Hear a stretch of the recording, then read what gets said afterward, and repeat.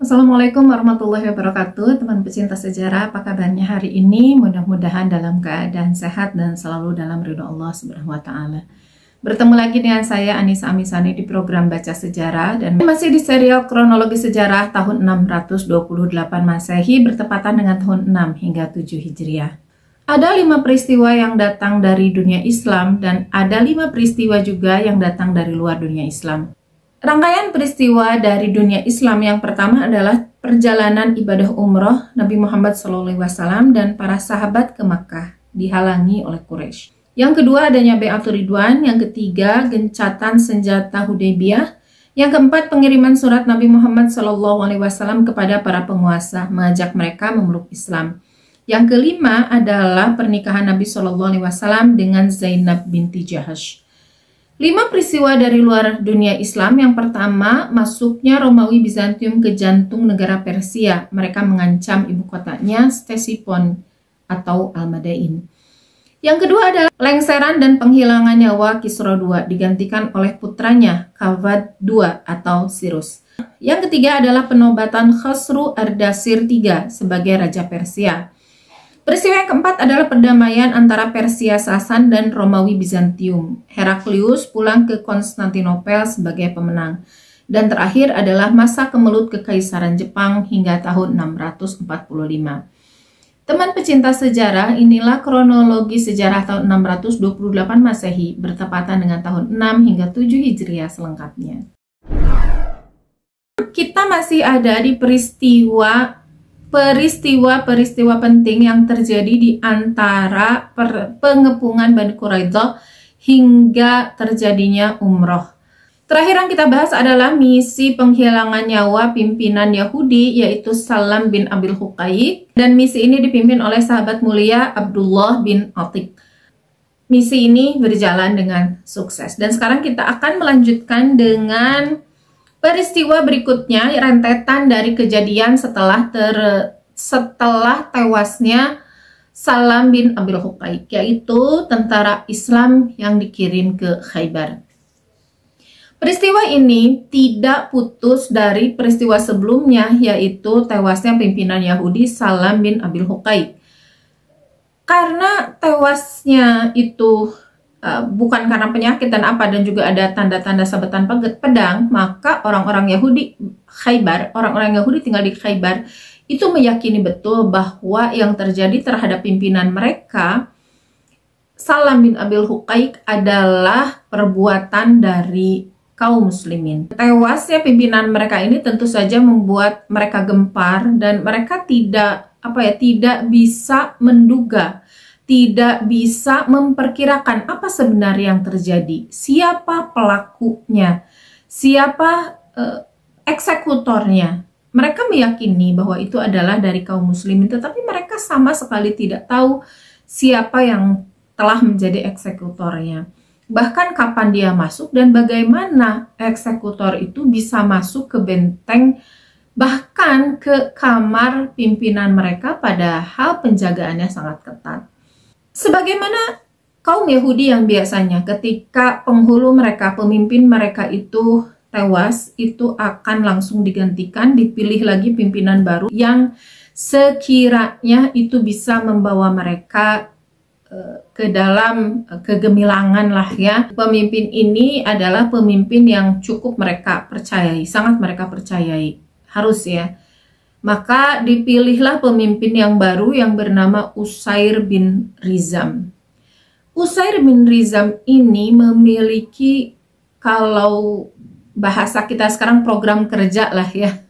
Dia memiliki program kerja, satu poin penting yang dia dahulukan dari semua program kerja yang dia miliki adalah melakukan penghilangan nyawa terhadap Rasulullah SAW dengan cara yang mengerikan. Karena menurut mereka, apa yang dilakukan oleh eksekutornya kaum muslimin itu terhadap Salam bin Abil Huqaiq itu sangat mengerikan. Maka mereka akan menuntut balas dengan hilangnya nyawa Rasulullah SAW. Ketika terjadi pelantikan, penobatan, ia berpidato ya di hadapan pengikutnya. Muhammad tidak akan Muhammad tidak akan bepergian dalam suatu perjalanan apabila ada di dalamnya seorang dari kaum Yahudi. Dan Muhammad tidak menyuruh kepada sahabatnya atau kaumnya untuk datang kepada kaum Yahudi, kecuali ia mesti berbuat jahat dan menghilangkan nyawanya menurut kehendaknya sendiri.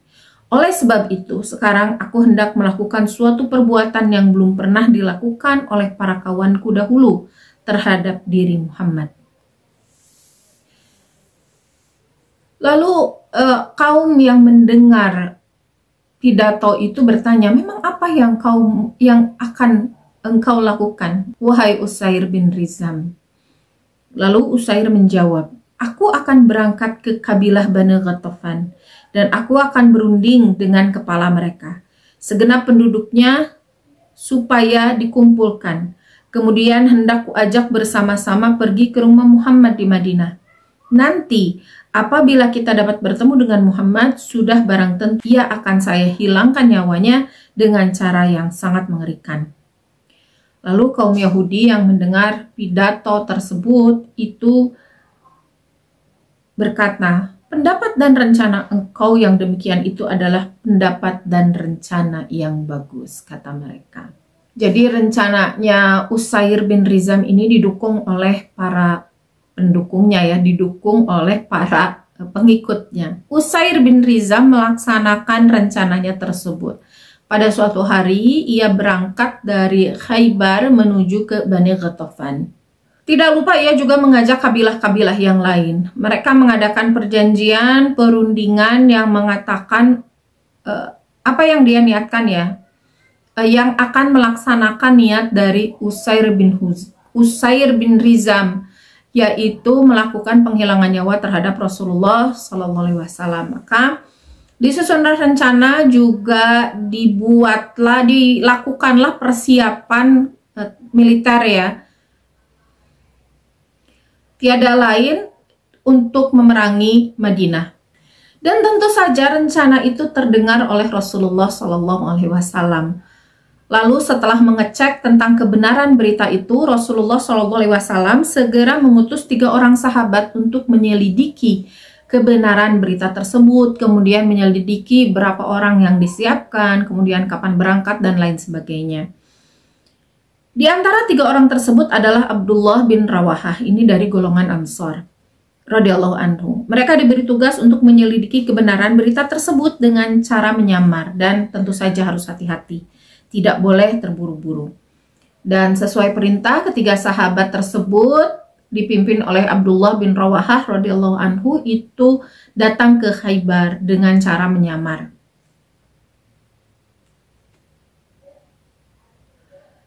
Setibanya di Khaybar, mereka berhasil masuk ke benteng-benteng Yahudi dan berhasil mengambil informasi dengan cara yang cerdas ya. Jadi bayangkan ya, Yahudi Khaybar pada saat itu bangunan-bangunannya itu terdiri dari benteng-benteng yang sangat-sangat kokoh. Selain itu pintunya berlapis-lapis, penjagaannya pun sangat ketat. Mungkin kita masih ingat ya dengan cara masuknya Abdullah bin Atiq, sang eksekutor atas tewasnya Salam bin Abil Huqaiq, itu masuk ke dalam dengan penjagaan yang berlapis-lapis. Tetapi karena melakukan penyamaran dan tidak diduga, ia bisa masuk dengan mudah. Tetapi sekarang kan sudah terjadi penyusupan, sudah terjadi penghilangan nyawa terhadap pimpinan mereka, Salam bin Abil Huqaiq, sehingga mereka tidak mungkin melakukan penjagaan yang sangat longgar dan biasa-biasa saja, karena peristiwa yang terjadi terhadap pimpinan mereka itu tidak boleh terulang lagi. Itu berarti mereka sudah menyadari bahwa ada sesuatu yang bocor nih di penjagaan kita, maka mereka memperketat penjagaan, memperketat benteng mereka, memperketat pengawalan. Tetapi tetap saja dengan kecerdikan dan kelicinan dari ketiga sahabat itu, mereka tetap dapat masuk ke benteng Yahudi. Ini tidak diceritakan bagaimana caranya ya, karena namanya juga rahasia, berarti ini tetap rahasia, tidak sampai juga kepada kita ya. Wallahu a'lam bishawab. Hanya mereka dan Allah yang mengetahui bagaimana caranya mereka bisa masuk. Hanya yang pasti dengan segala penjagaan yang kuat ini, mereka berhasil masuk ke benteng-benteng Yahudi di Khaybar.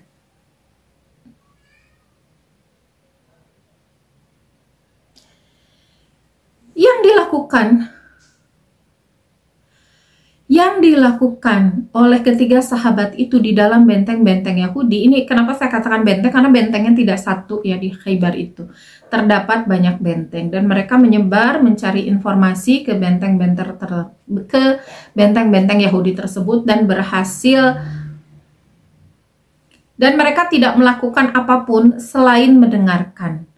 Berbaur dengan masyarakat biasa lalu mendengarkan gosip-gosip di antara mereka. Ini kegiatan intelijen yang sangat hebat ya. Para sahabat itu bukan hanya mengetahui tentang sepak terjang Yahudi, berita-berita orang-orang Yahudi yang ada di masyarakat, bahwa pimpinan mereka telah diganti, bahwa tentang pidatonya Usair bin Rizam pun sudah mereka ketahui. Bahkan yang paling berharga adalah informasi tentang gerakan yang akan dilakukan oleh Usair bin Rizam, apa rencananya dan apa yang akan mereka lakukan. Hal itu mereka dapat bocorannya juga. Entah bagaimana caranya ya mereka bisa mendapat informasi dengan sedetail itu. Mereka melakukan kegiatan intelijen itu selama 3 hari 3 malam. Dan selama 3 hari 3 malam itu tidak ada yang mengetahui apa yang dilakukan oleh mereka bertiga, dan tidak ada yang menyadari bahwa di antara mereka itu ada intelijen utusan Rasulullah SAW. Lalu setelah 3 hari 3 malam berada di benteng-benteng Khaybar, mereka akhirnya keluar dengan cara yang sama saat mereka masuk. Jadi menyamar dan entah bagaimana ya, yang jelas menyamar, dan mereka bisa masuk juga bisa keluar. Dan orang-orang Yahudi sama sekali tidak mengetahui bahwa rencana mereka telah bocor, bahwa informasi-informasi penting yang seharusnya hanya diketahui pimpinan-pimpinan mereka itu telah bocor dan telah diketahui oleh kaum muslimin. Setibanya di Madinah, 3 sahabat ini memberitahukan apa yang mereka dengar. Semua informasi yang mereka dapatkan mereka beritahukan kepada Rasulullah SAW. Kemudian setelah menerima berita itu, Rasulullah SAW dengan cepat mempersiapkan satu pasukan Islam yang terdiri dari 30 orang dan menunjuk Abdullah bin Rawahah radhiyallahu anhu sebagai pemimpinnya. Dan ini terjadi pada bulan Syawal tahun ke-6 Hijriah, dan bertepatan berarti di tahun 628 Masehi. Pasukan ini berangkat menuju Khaybar. Rasulullah SAW berpesan kepada tentaranya ini supaya mereka membujuk pihak lawan, Usair dan para pengikutnya, untuk menyerah saja. Namun caranya Rasulullah SAW serahkan kepada Abdullah bin Rawahah juga pasukannya. Bagaimana caranya? Silakan, terserah kalian. Tetapi misinya adalah untuk mengajak berdamai, untuk mengajak mereka menyerah, sehingga tidak terjadi penyerangan. Setelah sampai di Khaybar, Abdullah bin Rawahah itu datang dengan cara yang baik-baik dan meminta izin untuk bertemu dengan Usair bin Rizam. Mereka mengatakan bahwa Rasulullah SAW memiliki pesan khusus untuk Usair bin Rizam.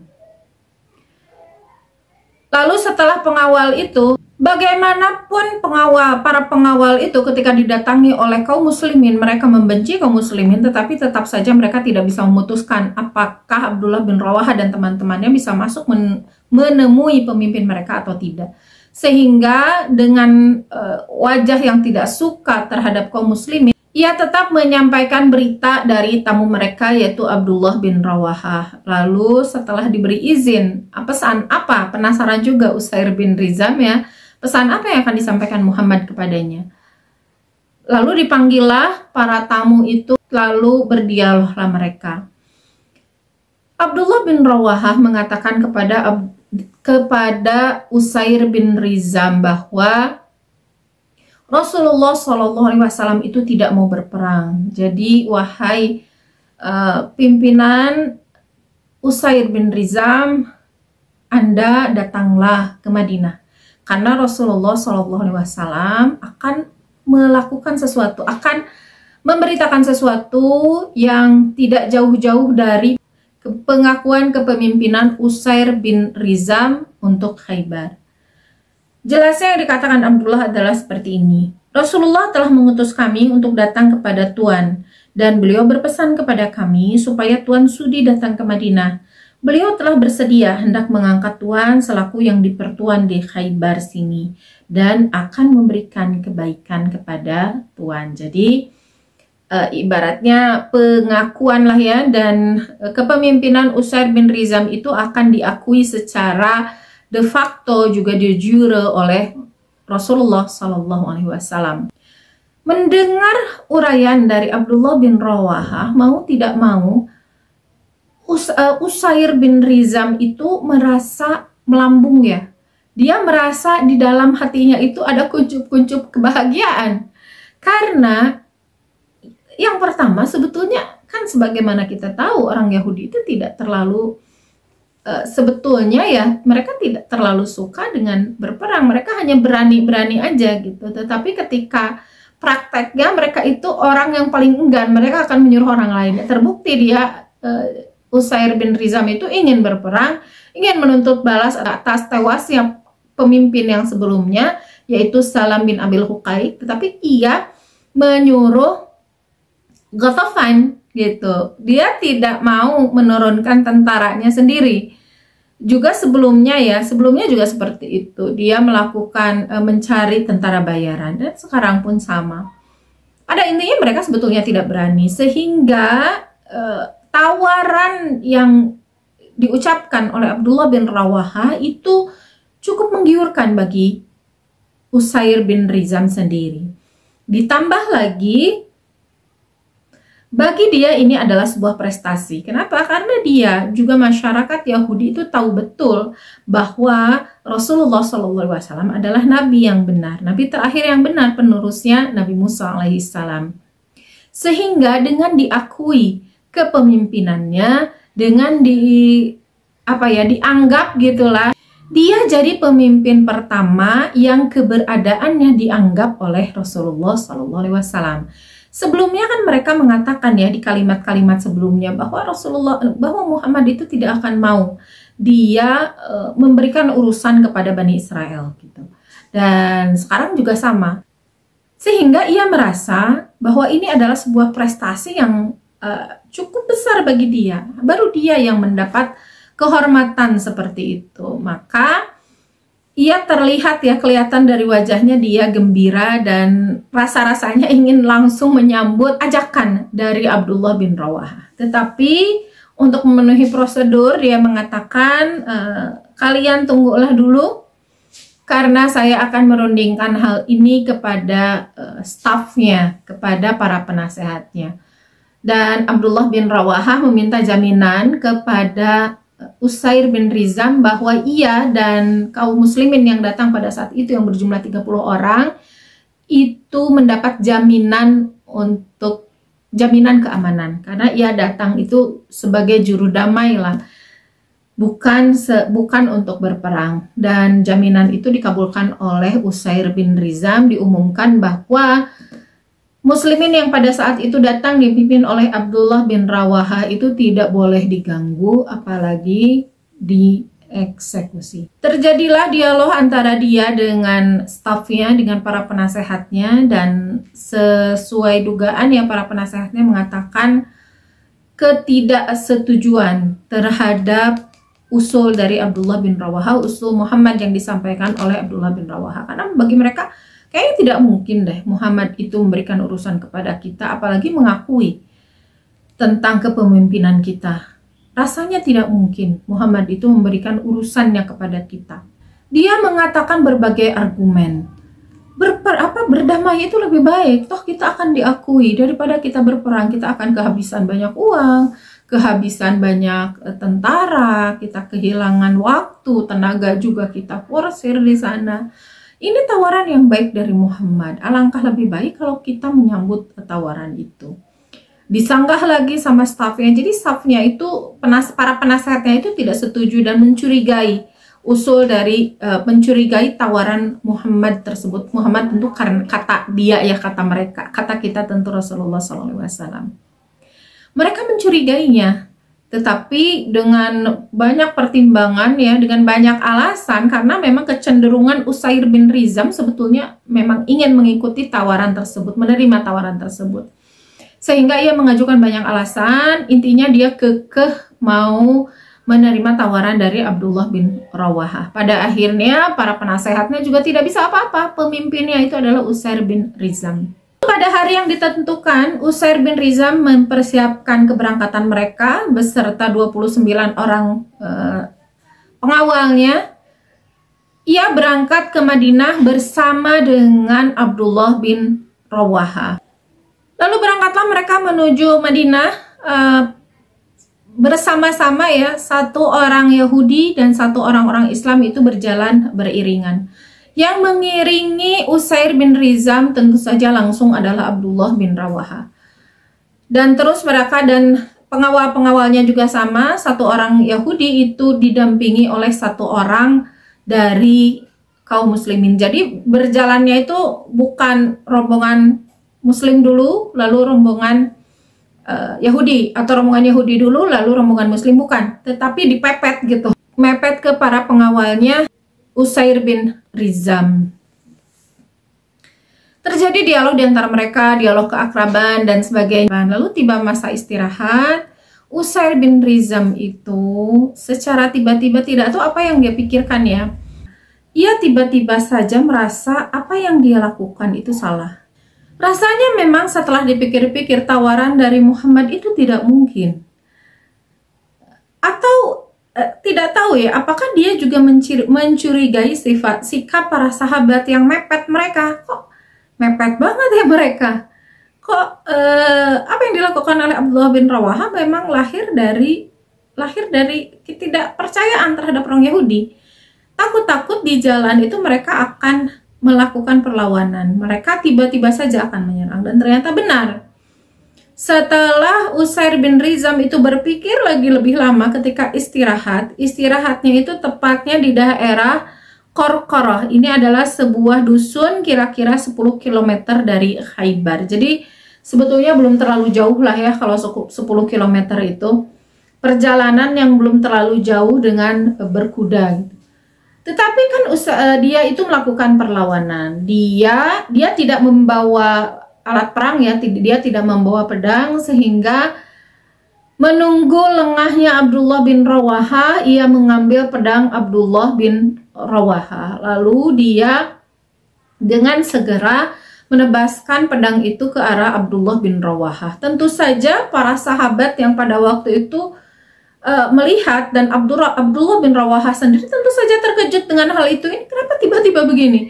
Cuman langsung saja Abdullah bin Rawahah itu tanpa bengong ya, ia langsung mengerti apa yang terjadi, apalagi dia sudah tertebas gitu, dia sudah luka, maka dia dengan segera melawan Usair bin Rizam. Dia bergelut dan mengambil kembali pedangnya, lalu dengan sekaligus ia tebaskan pedang itu ke arah kakinya Usair bin Rizam. Dan karena itu adalah pedang milik seorang perwira ya, tentu itu adalah pedang yang sangat tajam, sehingga tebasan itu membuat kaki dari Usair bin Rizam terputus, darahnya mengucur banyak, dan ia tewas karena luka itu di tempat ya, ia tewas di situ. Sementara Abdullah bin Rawahah itu bergelut dengan Usair bin Rizam, yang lain pun sama. Ini kan mereka lawannya satu sama satu ya, satu lawan satu, sehingga mereka melakukan hal yang sama. Mereka duel, akhirnya 29 lawan 30 itu menghasilkan kemenangan di kaum muslimin. Tentu saja Rasulullah SAW tidak mengirimkan para sahabat yang tidak bisa berperang ya. Ini kan misinya misi militer, ini adalah misi memang bukan sekedar perdamaian. Perdamaian itu kan hanya jalan saja yang dilakukan oleh Abdullah bin Rawahah agar Usair bin Rizam itu menyerah gitu. Jadi ini siasah saja, taktik, bukan benar-benar mereka yang datang itu adalah diplomat sejati yang tidak bisa melakukan apa-apa ya, apalagi pada zaman itu. Sehingga ya tentu saja segala kesiapan itu pada akhirnya membuat posisi kaum muslimin itu berada di atas dan memenangkan pertempuran tersebut. Kaum Yahudi itu tidak satu pun yang hidup, sementara kaum muslimin itu seluruhnya selamat, hanya memang Abdullah bin Rawahah saja yang terluka. Mereka kembali ke Madinah lalu menceritakan apa yang terjadi sembari Rasulullah SAW itu mengobati Abdullah bin Rawahah. Hasil dari 30 sahabatnya ini adalah hasil yang menggembirakan Rasulullah SAW, karena intinya ketika pimpinan Yahudi itu tewas, maka negosiasi dengan Bani Ghatafan yang Bani Ghatafan sudah mempersiapkan tentaranya itu tentu tidak akan terjadi. Dan meskipun tidak menyerah secara menyerah yang sebenarnya, tetapi hal tersebut tetap mengembirakan Rasulullah SAW. Mendengar berita itu, beliau bersabda, sesungguhnya Allah telah menyelamatkan kamu dari perbuatan orang-orang yang zalim. Sepertinya untuk hari ini hanya kisah itu saja, teman pecinta sejarah. Ada 1-2 hal yang ingin saya bahas. Yang pertama itu adalah tentang keahlian multitalenta para sahabat ya. Ini yang saya kira sangat-sangat ingin saya ulas. Kalau sikap-sikap orang Yahudi sih ini sudah sangat sering ya dibahas tentang karakter mereka, dan nanti juga akan dibahas kembali ketika terjadi pertempuran Khaybar. Tetapi kali ini saya ingin mengulik, membahas tentang bagaimana multitalentanya para sahabat. Ada kebingungan dalam diri saya pribadi. Sebetulnya keahlian para sahabat itu apa? Karena ketika mereka disuruh memata-matai, kita lihat dari Abdullah bin Rawahah ya, dia melakukan tindakan memata-matai. Dia itu intelijen. Keberhasilannya masuk ke benteng Yahudi yang dijaga ketat itu membuktikan bahwa dia seorang intelijen hebat. Juga 2 temannya yang tidak disebutkan namanya ya, mereka intelijen yang hebat.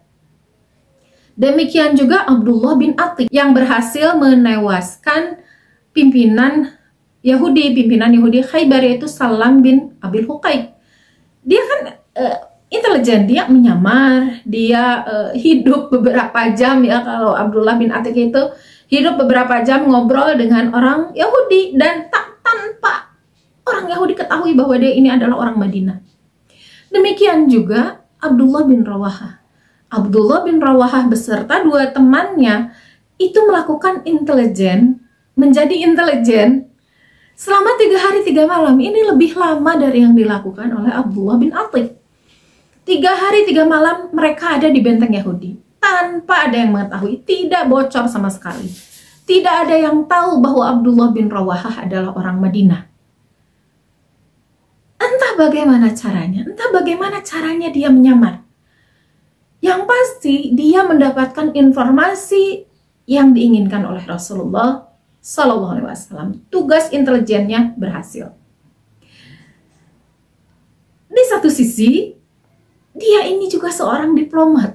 Dia bisa merayu seorang Usair bin Rizam dengan bahasanya. Tentu ya, kenapa gitu?